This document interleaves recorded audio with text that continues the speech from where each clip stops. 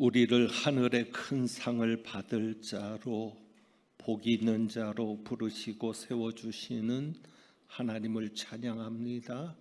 저희가 드리는 찬양을 받으시고 수고한 할렐루야 찬양대와 광릉숲 오케스트라 위에 은혜를 베풀어 주옵소서.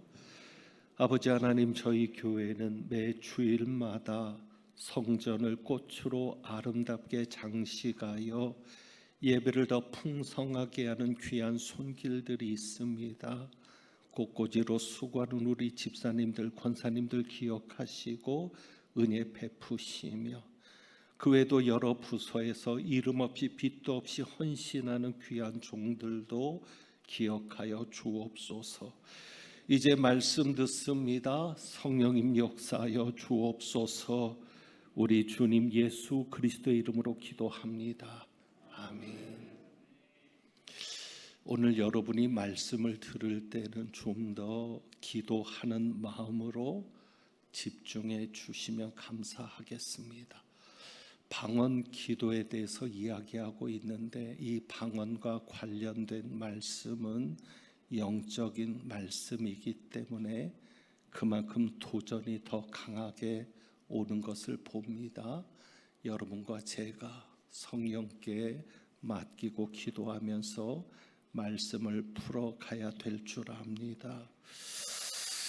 우리가 지난주에 말씀을 들은 대로 2절에 보면 방언은 하나님께 영으로 비밀을 말하는 것입니다. 영으로 비밀을 말한다. 그래서 알아듣는 자가 없는데, 우리가 방언으로 기도할 때 좋은 것은 알아듣지 못하는 존재가 있기 때문입니다. 그 존재가 무엇인가 하면 우리의 기도 생활을 방해하는 악한 마귀의 도전입니다. 마귀도 우리가 방언 기도를 할 때 알아듣지 못합니다. 영으로 비밀을 말하는 것이기 때문에. 그래서 우리나라 말로 기도하면 알아듣고 그 기도가 이루어지지 않도록 방해하는 역사를 할 수 있지만, 방언으로 기도할 때는 알아듣지 못하니까 기도 자체를 방해할지는 몰라도 우리의 기도 생활을 방해할 수가 없게 됩니다. 그래서 마귀도 알아듣지 못하는 방언으로 기도하는 것이 굉장히 유익한 것이고, 마귀를 대적할 때도 이 방언으로 대적하면 훨씬 더 힘을 가지게 됩니다. 이 방언 기도는 그래서 우리의 영이 하나님의 능력과 권능으로 강해질 수 있는 아주 좋은 도구입니다. 그렇기 때문에 이 방언 기도에는 많은 유익이 있는 것인데, 그런데 사도 바울은 방언의 은사를 가장 마지막에 놓았습니다. 왜 그랬을까? 고린도전서 12장을 보면 8절부터 성령의 9가지 은사가 나오거든요. 성령께서 나타내 주시는 9가지 은사가 나오는데, 그 중에 방언이 가장 마지막에 있습니다. 10절에 보면 다른 사람에게는 각종 방언 말함을, 어떤 사람에게는 방언들 통역함을 주시나니. 그래서 순서적으로만 본다면 사도 바울이 방언을 가장 중요하지 않게 여기는 것처럼 생각될 수 있습니다. 순서적으로는 가장 마지막에 두었기 때문입니다. 그리고 28절을 보면 여러 직분들이 나옵니다. 교회 중에 며칠 세우셨는데 첫째는 사도요, 둘째는 그렇게 하면서 맨 마지막에 나오는 직분자가 누굽니까? 각종 방언을 말하는 것이다 라고 하면서 30절에는 다 방언을 말하는 자이겠느냐, 다 통역하는 자이겠느냐. 그래서 교회에서 직분을 말할 때도 방언을 말하는 자를 가장 마지막에 두었습니다. 이것을 보면 사도 바울은 방언을 높이 평가하지 않는 것처럼 보이기도 합니다. 왜 사도 바울은 이렇게 방언을 가장 마지막에 두었을까요? 그것은 방언의 은사가 결코 부족함이 있는 은사여서가 아니라 바울이 가지고 있는 기준 때문입니다. 그 기준이 뭐죠? 사랑입니다. 고린도전서 13장이 사랑장인데 사랑이 제일입니다. 그래서 이 사랑의 기준으로 볼 때 방언의 은사는 가장 마지막에 둘 수밖에 없는 은사라는 것입니다. 자, 그래서 31절을 볼까요? 12장 31절. 너희는 더욱 큰 은사를 사모하라. 큰 은사가 무엇이냐? 그리고 13장 사랑장이 나온 다음에 14장 1절에 보면 사랑을 추구하며 신령한 것들을 사모하되 특별히 예언을 하려고 하라. 자, 12장 31절에서 큰 은사를 사모하라 해놓고는 13장의 사랑에 대해서 이야기하고 있거든요. 그러니까 어떤 사람들은 사도 바울이 말하는 큰 은사는 사랑의 은사다라고 말하는데 잘못된 것입니다. 사랑은 은사가 아니라 열매입니다. 그러니까 큰 은사를 사모하라는 것은 사랑을 사모하라는 게 아닙니다. 여기에 보면 14장 1절에 사랑을 추구하며 신령한 것들을 사모하되 특별히 예언을 하려고 하라. 그래서 사랑이 제일인 것을 말씀한 다음에는 은사에 대해서 얘기하는데 신령한 것들을 사모하되 이 신령한 것들이 푸뉴마틱합니다. 은사입니다. 은사. 너희가 은사를 사모하는데 무엇을 추구하면서? 사랑을 추구하면서 은사를 사모해라. 왜 은사자들이 잘못되느냐? 사랑을 추구하지 않기 때문입니다. 사랑을 추구하면서 은사를 사모해야 합니다. 그리고 나서는 특별히 무엇을 하려고 해라? 예언을 하려고 해라. 왜? 사랑을 추구하며 은사를 사모하는 자들은 방언을 말하는 것보다 무엇을 더 중요하게 여긴다는 거예요? 예언. 그래서 예언과 방언을 비교해 보면 사도 바울의 관점에서는 방언보다 예언이 더 큰 은사인 겁니다. 그러니까 너희가 더욱 큰 은사를 사모하라 그러면 은사를 추구하는데 은사를 사모하는데 훨씬 더 큰 은사를 사모해라. 그리고 나서 고린도 교회 일반적으로 있는 방언과 예언을 가지고 이야기를 하면서 방언보다는 무엇이 더 큰 은사라는 거예요? 예언이 더 큰 은사라는 거예요. 왜? 사랑의 기준 때문인 거죠. 사랑이 제일인데 왜? 방언은 누구의 덕을 세우고, 방언은 4절이죠. 자기의 덕을 세우고, 예언은 누구의 덕을 세우니까? 교회의 덕을 세우니까. 그래서 예언이 더 큰 은사인 것은 사랑의 기준으로 보면 나를 유익하게 하는 것보다 무엇을 유익하게 하는 게 사랑이기 때문에 교회, 다른 사람. 그래서 사도 바울이 말하는 큰 은사의 기준은 사랑입니다. 교회에 좀 더 많은 덕을 세우면 큰 은사, 여러 은사가 있지만 교회에 더 유익하게 하는 것이 큰 은사, 교회의 덕을 더 세우는 것이 큰 은사.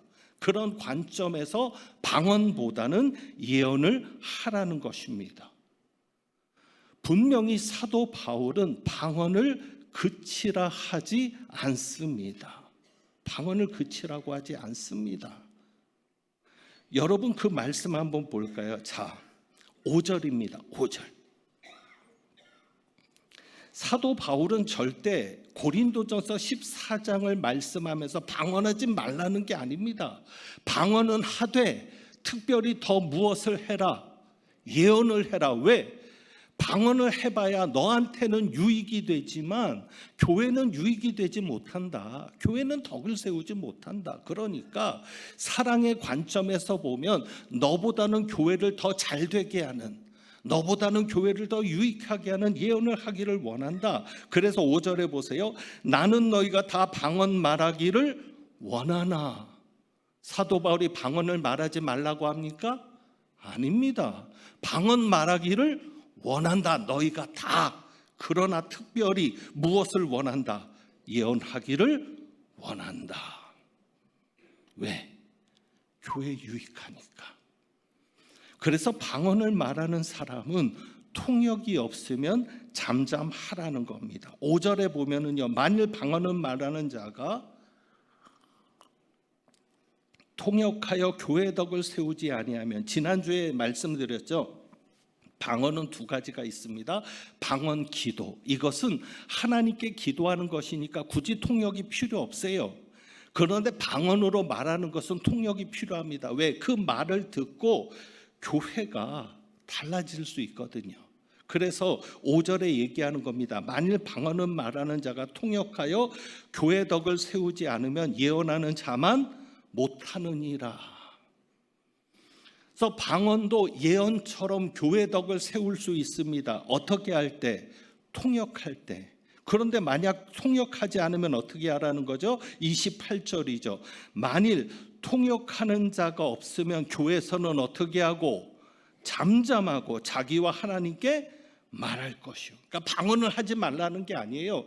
통역하지 않을 때는 교회에서 잠잠하고, 왜? 그거는 하나님께 비밀을 말해서 자기의 덕을 세우는 방언이니까 굳이 사람들 앞에서 그렇게 들리게 말할 필요도 없고, 사람들에게 방언으로 말하는 것처럼 할 필요 없고, 누구에게만? 하나님에게만. 너와 하나님에게만 말하면 된다. 그것을 이야기하는 것이죠. 그래서 방언을 하지 말라는 게 아니라 모두 다 방언을 말하기를 원한다. 왜? 개인에게 유익이 되니까. 그 유익은 지난주에도 말씀드린 거예요. 그래서 방언 기도가 개인에게는 필요하다는 것입니다. 자, 그러면 이제 방언에 대한 오해를 한번 살펴보죠. 대표적인 오해가 이겁니다. 13장 8절. 사랑은 언제까지나 떨어지지 아니하나 때 예언도 패하고 방언도 그치고 지식도 패하리라. 여러분, 방언이 그쳤습니까? 지금은 방언이 그친 시대입니까? 어떤 분은 이 한 구절을 이야기하면서 봐라, 예언도 패하고 방언도 그치고 지식도 패했다라고 말하지 않느냐. 그러니까 지금 하는 방언은 다 가짜다, 거짓말이다, 하면 안 된다, 이렇게 주장합니다. 그런데 왜 성경을 한 구절만 봅니까? 문맥으로 봐야죠. 모든 글은 문맥으로 봐야죠. 9절입니다. 우리는 부분적으로 알고 부분적으로 예언하니. 자, 패해지는데 예언도 패하고 방언도 그치고 지식도 패하는데 10절입니다. 온전한 것이 올 때에는 부분적으로 하던 것이 패하리라. 예언도 패하고 방언도 그치고 지식도 패해지는 때는 언제입니까? 온전한 것이 올 때에. 온전한 것이 올 때 그친다는 얘기지 지금이 아닌 거죠. 여러분, 지금 온전한 것이 왔습니까? 안 왔습니다. 우리가 지금 하는 예언, 우리가 하는 지금 방언은 부분적으로 알고 부분적으로 하는 겁니다. 왜? 아직 온전한 것이 안 왔으니까. 그래서 12절에 보세요. 우리가 지금이에요. 지금 온전한 것이 오지 않았기 때문에 지금은 거울로 보는 것 같이 희미하나 그때는, 온전한 것이 왔을 때는 얼굴과 얼굴을 대하여 볼 것이요. 지금은 내가 부분적으로 하나 그때는 주께서 나를 아신 것 내가 온전히 알리라. 온전한 것이 올 땐 굳이 예언이 필요 없죠. 왜? 다 장성한 사람이 되었는데. 이해되시죠? 그때는 방언도 필요 없죠. 그럼 온전한 것이 올 때가 언제냐? 이 온전하다는 얘기는 완성되었다는 의미가 있습니다. 장성한 사람, 다 잘한 사람, 이것처럼 완성되었다. 완성되는 날이 올 때, 그 완성되는 날이 언제입니까? 예수 그리스도께서 이 땅에 다시 오시는 날. 그때까지는 우리에게 은사가 필요합니다. 그럼 사도 바울이 왜 이것을 말했을까요? 왜 온전한 것이 오는 것을 말했을까? 고린도 교회 교인들의 교만 때문입니다. 고린도 교회 교인들이 자기들의 방언을 자랑합니다. 특별히 예언과 방언이 주된 은사로 나타나는데 자랑합니다. 그리고 은사를 받지 못한 이들을 무시합니다. 여러분, 다시 한번 분명히 이야기하지만 은사가 구원받은 증거는 아닙니다. 내가 구원을 받았어도 은사가 나타나지 않을 수 있습니다. 은사는 특별한 이에게 특별한 일을 감당할 수 있도록 하나님께서 주시는 은혜인 겁니다. 내 안에 성령이 계셔도 은사가 나타나지 않을 수 있습니다. 예수 그리스도를 주라 시인하는 자마다, 하나님을 아바 아버지라 부르는 자는 성령이 아니고서는 말할 수 없는 겁니다. 그러므로 성령이 역사하는데 그렇다고 해서 은사가 반드시 나타나는 것은 아닙니다. 방언을 받아야 구원받은 것도 아니고 방언을 받아야 성령 받은 것도 아닙니다. 고린도 교회는 이것 때문에 교만해진 겁니다. 방언을 제일로 알고. 그러니까 사도 바울이 뭐라고 하여? 너희가 지금은 부분적으로 하는 거야. 너희는 아직 온전한 자가 아니야. 너희는 어린 아이야. 그래서 사도 바울이 고린도 교회를 향해서 뭐라고 해? 그렇게 성령의 9가지 은사가 나타나는 교회지만 그들을 향해 책망합니다. 너희는 아직도 육신에 속한 자다. 너희는 아직도 어린아이다. 은사가 중요한 게 아니거든요. 저는 보았습니다. 방언 기도하지 않아도 몇 시간씩 기도하시는 분들도 봤고요. 은사는 나타나지 않는데 누구보다도 예수님 닮은 분들도 만났고요. 중요한 게 은사가 아니거든요. 은사가 뭐냐? 은사는 온전해서 받는 게 아닙니다. 온전해서 받는 게 아니라 온전함을 향해 나가기 위해서 주시는 은혜입니다. 여러분들이 그것을 잊으시면 안 돼요. 그래서 여기에 온전한 것이 올 때에는, 그때는 방언도 그치겠죠. 그러나 아직은 온전한 것이 올 때도 아니고 우리가 더욱이 온전해지지도 않았기 때문에 아직까지도 우리에게는 성령의 도우심이 필요한 것이죠. 그 다음에 두 번째 또 오해는 뭐냐면 이런 주장을 하는 분들이 있어요. 방언은 다른 종교에도 방언이 있다고. 그러니까 교회에서 하는 방언은 진짜가 아니라고. 다른 종교에도 있는 방언을 왜 교회에서 하냐.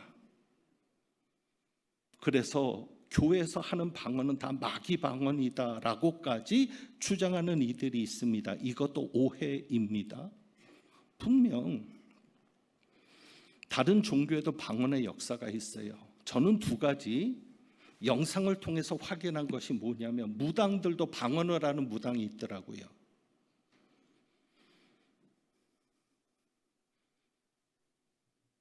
점을 보러 가는데 방언을 하고 통변을 합니다.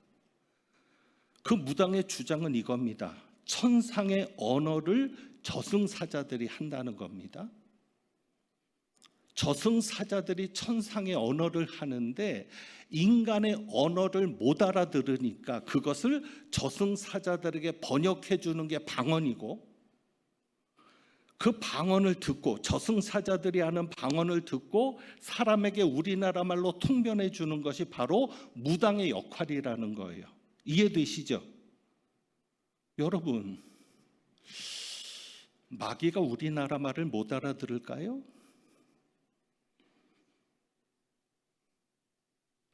신앙의 관점에서 하나님이 언어를 만드신 분입니다. 그럼 하나님이 여러분이 방언을 안 한다고 해서 우리나라 말을 못 알아듣는 하나님이십니까? 아니죠. 속이는 겁니다. 귀신이. 그러니까 무당이 그 역할을 하는데 방언으로 하는 거예요. 천상의 언어를 지상의 언어로 번역해주고 지상의 언어를 천상의 언어로 번역해서 들려주는. 또 하나의 영상은 우주인들을 섬기는 사람들의 영상입니다. 우주인들이 있다고 믿는 사람들이 하늘을 향해서 방언을 합니다. 왜? 우주인의 언어라는 거죠. 자, 이런 것들을 가지고 가짜 방언이 있기 때문에 방언을 하면 안 된다. 그런데 여러분, 영적인 존재는 사탄도 있습니다.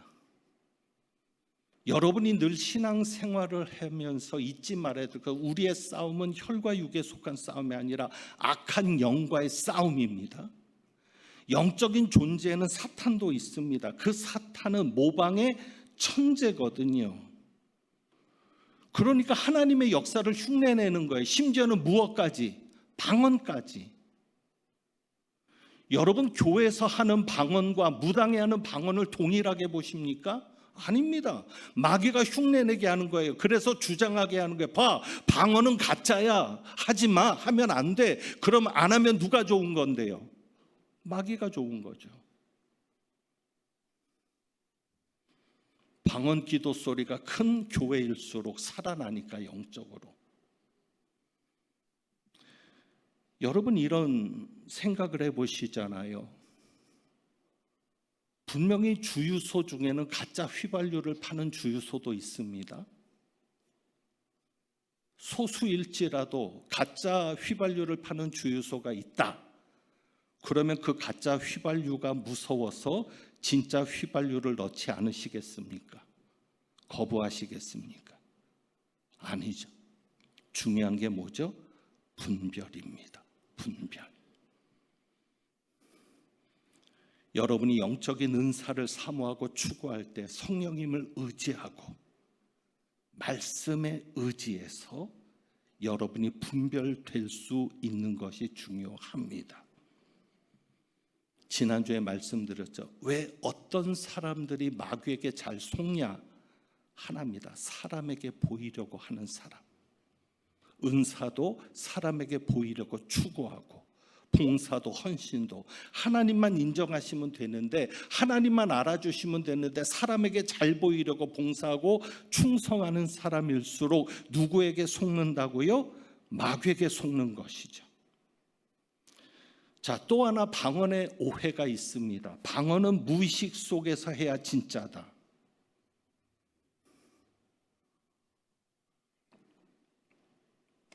황홀경 속에서 하는 게, 무아지경 속에서 하는 게 방언이라는 거예요. 그러니까 우리의 의식을 넘어서는, 우리의 의식을 초월하는 그 차원에서 이루어져야 방언이지, 그렇지 않으면 가짜라는 겁니다. 그런데 여러분, 방언 기도하면은요, 소리 들릴 거 다 들려요. 무의식이 아니에요. 생각날 거 다 생각나요. 그래서 방언 기도하면서 중요한 게 뭐냐면, 엉뚱한 생각이 들어오지 않도록 여러분이 차단을 잘해야 합니다. 실제로 만약에 무의식 속에서 내가 어떤 영적인 일을 한다 하면 위험합니다. 왜? 무의식이라고 하는 것은 내가 의식이 없는 겁니다. 무주공산이라고 여러분들이 보시면 돼요. 그럼 내가 의식이 없으면 누구도 내 의식을 사로잡을 수 있어요. 성령도 내 의식을 사로잡을 수 있지만 누구도, 마귀도. 의식이 없으면 큰일 나는 거예요. 의식이 있어야 악한 생각이 들어올 때 막을 수 있고, 성령께서 주시는 생각이 아닌 악한 영의 생각일 때 막을 수 있지. 그래야 내가 방언 기도를 하면서 잘못되지 않을 수 있지, 의식이 없는 것은 문제가 되는 겁니다. 실제로 초기에 방언할 때는 그냥 성령께서 워낙 강권적으로 붙들어 주셔서 그냥 내 마음대로 통제가 안 될 때가 있어요. 그러나 방언 기도가 익숙해지고 완전히 내 것이 되면 조절이 가능해지는데, 조절이 가능하다는 이유를 한번 보죠. 자, 15절입니다. 성경에도 그것이 분명히 증거되죠. 15절. 그러면 어떻게 할까? 내가 영으로 기도하고 또 마음으로 기도하며 영으로 찬송하고 또 마음으로 찬송하리라. 방언으로 기도하면 내 마음은 열매를 맺지 못하니까 여러분이 답답할 수도 있죠. 도대체 이 방언 기도가 무엇을 말하는 걸까? 그럴 때 귀한 방법이 뭐냐면, 사도 바울이 가르쳐주는 방법이 뭐냐면, 방언으로만 기도하지 말고 방언으로도 기도하고 무엇으로도 기도해라? 마음으로도 기도해라. 마음으로도 기도하라는 거, 의식이 있는 상태로 기도하라는 거예요. 생각 속에서도. 그리고 방언으로도 찬양하지만 마음으로도 찬양해라. 자, 그러면 내가 영으로 기도하고 마음으로 기도하고 영으로 찬송하고 마음으로 찬송한다는 것은 의식이 있다는 것입니까? 없다는 것입니까? 있다는 것이죠. 왜? 있으니까 조절이 되는 거죠. 이해되시죠? 자, 그리고 또 한 가지 중요한 것이 있습니다. 자, 중요한 말씀 27절. 만일 누가 방언으로 말하거든. 그러니까 방언으로 기도하는 게 아니라 방언으로 말하는 겁니다. 예배 중에 방언으로 말하고 통역을 하는 겁니다. 자, 27절 보면 만일 누가 방언으로 말하거든 두 사람이나 많아야 몇 사람이? 세 사람이. 딱 세 사람이에요. 예언도 마찬가지예요. 너무나 많이 시키지 말라는 거예요. 왜? 성령께서 하시는 것이 아닐 수도 있으니까.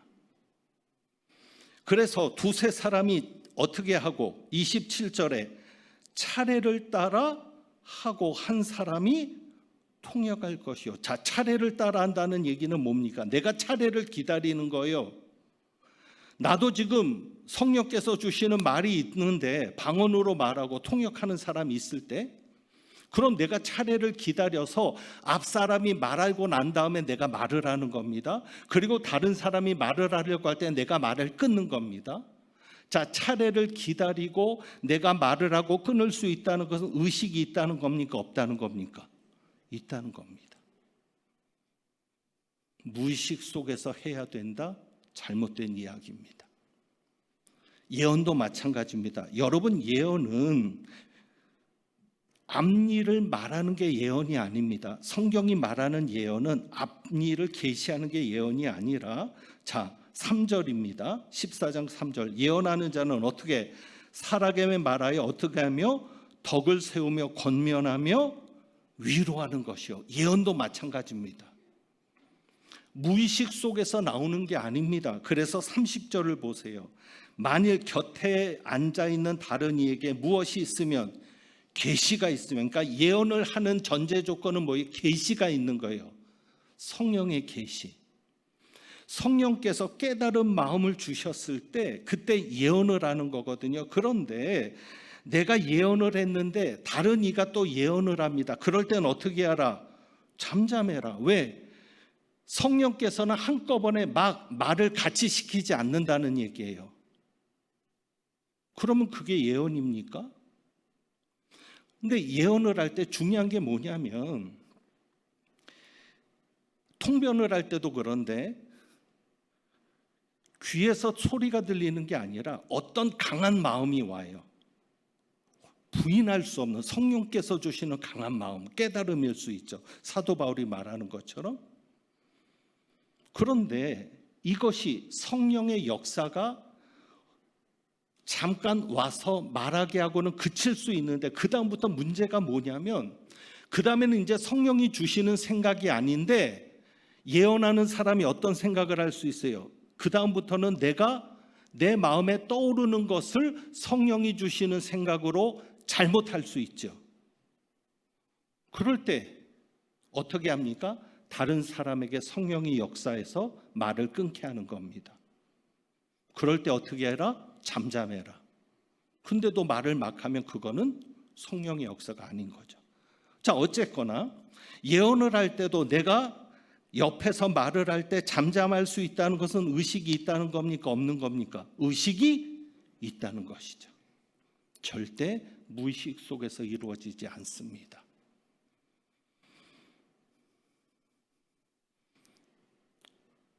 여러분에게 위험한 것이 있어서 말씀드리는 것은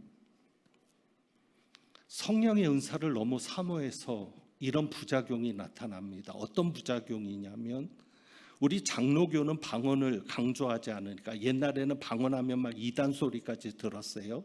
초창기에는. 그런데 방언을 강조하는 교단에서는 예배 시간에 다 방언하니까 혼자만 방언을 못하니까 창피한 거예요. 심지어는 이렇게 얘기합니다. 야, 저 사람은 장로인데 방언도 못해. 권사나 돼서 방언도 못하네. 성령 받지 못한 거 아니야? 아니 어떻게 구역장인데 방언 기도도 못하지? 이러니까 방언을 받고 싶은 마음이 간절해지는 거예요. 그래서 어느 집회에 갔더니 이렇게 얘기합니다. 내가 하는 방언을 따라하십시오. 따라했는데 방언이 돼요? 여러분, 이게 진짜입니까? 가짜입니까? 가짜. 속으면 안 되죠. 왜요? 고린도전서 12장 말씀으로 여러분이 보시죠. 11절.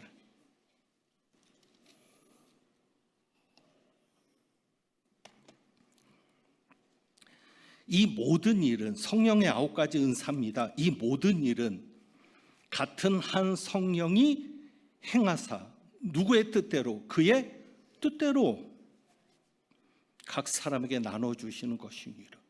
은사는 누구의 뜻대로? 성령님의 뜻대로. 내가 원해서 받는 게 아니에요. 아무리 내가 원해도 너 방언 안 해도 돼. 방언 안 해도 너 기도 잘하잖아. 너 누구보다도 은혜스럽게 기도하잖아. 쉬지 않고 기도하잖아. 방언 안 해도 넌 몇 시간씩 기도하잖아. 방언 말고 내가 다른 은사 너에게 줄게. 이해되시죠? 성령이 뜻대로 주시는 거지 성령의 뜻이 없는데 따라한다고 방언을 받습니까? 아닙니다. 그렇게 시작된 방언을 계속하다 보면 점점 기도하지 않습니다. 그리고 진짜 성령께서 역사하는 자리에는 입을 한마디도 열지 못합니다. 오히려 그가 방언을 하면 다른 사람들이 방해를 받습니다. 그래서 여러분, 따라하는 방언은 아닙니다. 그저 여러분이 성령님께 구하고, 하나님, 내가 교회의 유익을 위해서 이런 은사를 가지고 섬겼으면 좋겠습니다. 내가 좀 더 기도하기를 원하는데 이런 은사를 가지고 기도했으면 좋겠습니다. 여러분이 사모하고 성령께 맡기고, 모든 주도권을 누가 가지실 수 있도록? 성령님이 가지실 수 있도록. 절대 내가 주도권을 가지거나 인간이 주도권을 가지는 자리는 잘못된 겁니다. 성령께서 주도권을 가지고 하실 수 있도록 여러분이 맡기면 되는 겁니다. 그리고 성령께서 강하게 역사할 때는 여러분이 억제하지 말고 그냥 성령께 맡겨서 나아가면 되는 겁니다. 이제 방언 기도를 할 때 중요한 것이 있습니다. 여러분이 방언 기도를 할 때 지난주에도 말씀드렸지만 꼭 외국어 방언만 있는 게 아니에요. 지상에 없는 언어의 방언도 있는 거예요. 어떤 분은 외국어 방언과 지상에 없는 언어로 방언이 섞여서 있을 수도 있어요. 통역이 중요하지 않습니다. 그런데 아까도 제가 말씀드렸지만 15절 사도 바울이 강조하는 부분이 여기 있어요. 그러면 어떻게 할까? 여러분의 마음이 방언 기도를 하면서 열매를 맺히기 원하면, 적어도 내가 하는 방언이 구체적이진 않아도 어떤 방언이기를 원한다면 여러분이 이렇게 하시면 돼요. 영으로 기도하고 어떻게? 마음으로 기도하고. 그래서 방언 기도를 하면서, 우리나라 말 기도를 하면서 여러분의 마음을 집중하면 어느 정도 성령께서 여러분의 기도의 내용을 알게 해주실 수도 있습니다. 자, 그리고 19절에 그러나 교회에서 네가 남을 가르치기 위하여 무엇하는 마음으로? 깨달은 마음으로 5마디 말을 하는 것이. 중요한 것이 뭐죠? 깨달은 마음. 그러니까 우리가 방언 기도를 하다가 신령한 것을 추구하다가 깨달은 마음이 올 수 있어요. 그때는 분명히 성령께서 주시는 확신이라는 것이 분명해지는 때가 있습니다. 설명하기는 어렵지만, 자, 중요한 건 여기서 사도 바울이 계속 반복적으로 강조하는 게 뭐예요? 마음. 그러면 어떻게 해야 됩니까? 마음을 청결하게 해야 되겠죠. 여러분이 속지 않으려면 예수님께서 마가복음 13장 22절에 속지 말라라고 합니다. 베드로는 마귀가 우는 사자같이 삼킬 자를 찾는다고 합니다. 속지 말아야 되는데 예수님께서 말씀하실 때 거짓 그리스도와 거짓 선지자들이 나타나겠다. 교회 안에입니다. 그래서 미혹하게 하는데 누구를 미혹하게 하겠다? 택하신 자들을 미혹하게 하겠다. 교회 다니지 않는 사람을 미혹하는 게 아니에요. 택하신 자들. 무엇으로? 거짓과 이적과 기사로. 이적과 기사로 거짓 그리스도와 거짓 선지자들이 나타나서 우리를 미혹하는 겁니다. 자, 그러면 우리가 거기에 미혹되지 않고 분별되려면 어떤 마음이 있어야 됩니까? 깨끗한 마음, 청결한 마음. 여러분이 성령의 은사를 사모할수록 거룩해지셔야 합니다. 생활을 형편없이 살아서는 안 됩니다. 마음이 청결한 자가 복이 있나니, 하나님 예수님께서 팔복에 말씀하시잖아요. 마음이 청결한 자가 복이 있다. 어떤 복? 저희가 하나님을 볼 것이며. 여러분 건강하면은요, 상한 음식이 들어오면 벌써 알아요. 상한 음식을 넣는데도 내가 모른다는 건 내 몸이 병들었다는 얘기죠. 거룩해야 합니다. 마음이 청결해야 합니다. 그래야 악한 마귀가 우리를 속이지 않습니다. 이적과 기사를 보고도 넘어가지 않습니다. 오직 말씀을 통해서만 분별하게 될 것입니다. 그래서 결론적으로 33절입니다. 우리 하나님은 어떤 하나님이요? 우리 하나님은 무질서의 하나님이 아니시오. 오직 무슨 하나님이시니라? 화평의 하나님이시니라. 여러분, 아무리 성령이 역사한다고 해도 무질서하면 성령의 역사 아닙니다. 아무리 이적과 기사가 일어나도 교회가 갈라지고 깨지면, 화평이 무너지면, 그 공동체 평화가 깨지면 그것은 성령의 역사가 아닙니다. 40절이죠. 모든 것을 어떻게 하고? 품위 있게 하고, 예언하기를 사모하며 방언 말하기를 금하지 말라고 하면서 모든 것을 어떻게 하고? 품위 있게 하고. 어떻게 하라? 질서 있게 하라. 품위 있는, 질서 있는 여러분들의 신령한 생활이 되시길 주님의 이름으로 축복합니다. 그래서 오늘 주보에 있는 이 찬양 드려봅니다. 허무한 시절 지날 때, 깊은 한숨 되실 때. 우리가 정말 허무한 시절을 지나고 있습니다. 때때로 깊은 한숨이 나옵니다. 이때도 우리에게는 성령님이 계셔야 합니다. 우리에게 자유가 없습니다. 억눌림이 있을 때도 우리를 자유하게 하시는 성령님의 역사가 있기를 원합니다. 이런 성령의 역사를 사모하면서 찬양합니다.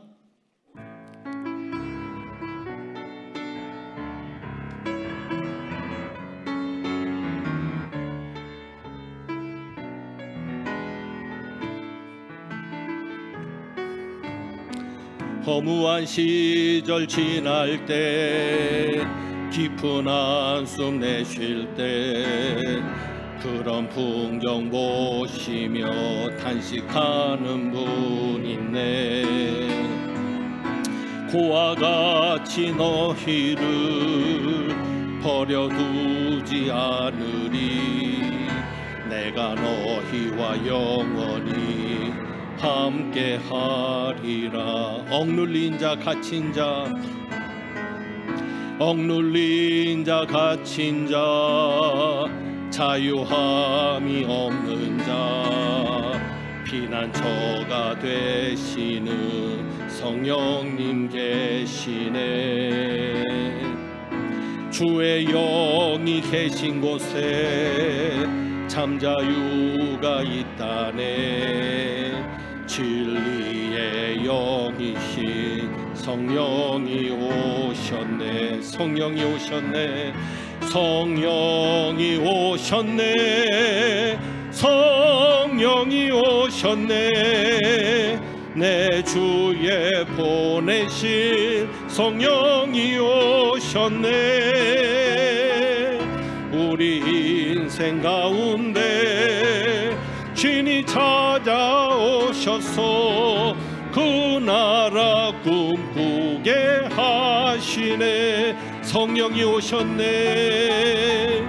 성령이 오셨네. 성령이 오셨네. 내 주님 보내신 성령이 오셨네. 우리 인생 가운데 주님 찾아오셨네. 오셔서 그 나라 꿈꾸게 다시 한번 고백합니다. 성령이 오셨네. 성령이 오셨네. 성령이 오셨네. 내 주에 보내신 성령이 오셨네. 우리 인생 가운데 친히 찾아오셔서 그 나라 꿈꾸게 하시네. 제가 기도합니다. 하나님 아버지, 정말 이 시대는 그 어느 때보다도 성령님의 역사가 필요합니다. 믿고 싶습니다. 믿어지게 하옵소서. 내가 먼저 변화되고 싶습니다. 변화되게 하옵소서. 성령의 은사로 하나님께 영광 돌리며 하나님이 기뻐하는 섬김이 되게 하시고, 성령의 열매를 맺어서 믿지 않는 가족, 친지, 이웃들에게 하나님의 살아계신 증거가 되는 삶이 되게 하여 주옵소서. 오늘도 주님 앞에 귀한 예물을 드렸습니다. 예물 드린 가정 손길마다 기억하여 주옵시고, 자녀들에게도 성령의 역사가 나타나며 연로하신 부모님들도 성령이 충만하여서 모세처럼 갈렙처럼 주님 앞에 서는 그날까지 사명 감당케 하여 주옵시며, 지금까지도 여름 성경학교 행사들을 통해 영광 받으신 하나님, 수고하신 분들 위로하여 주옵시며, 앞으로 남은 유년부와 중고등부 여름 성경학교와 수련회 위에도 하나님의 동일한 은혜가 있게 하여 주옵소서.